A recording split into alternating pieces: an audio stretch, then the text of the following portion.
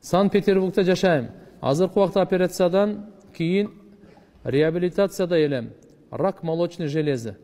Жанымда кошо дарыланып жаткандар бар, орустар. Алардын арасында анча-мынчасы сыйынышат өздөрүнүн дини боюнча. Анча-мынчасы сыйынбайт.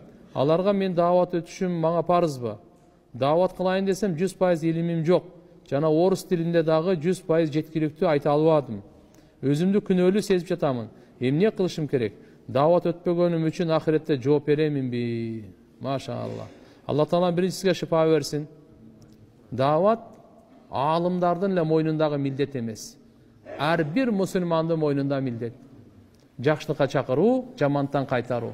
Илимине, күчүнө жараша. Эгерде пайгамбарыбыз айткан бизге, баллигу анни валау ая, бир аят болсун силер жеткиргиле деген. Бир аят.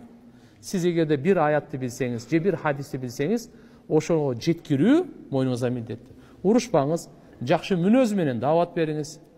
Бардыгы тилиңизде Алла деген сөз көп чыксын. Ал бүткүл ааламдын жаратуучусу Алла Таала шифа берет, ден соолук берет, өмүр берет деп акырын. Ал оңой эле сөз менен, орусча көп билбесеңиздер көп деле бунун философиясынын кереги жок.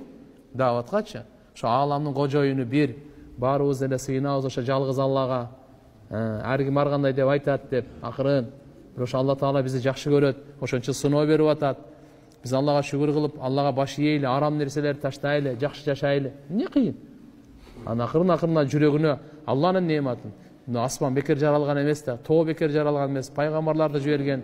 Бизде ислам динде Иса пайгамбарды сыйлайбыз. Иса пайгамбарга иман келтирбесек, иманыбыз толук эмес, ишенебиз.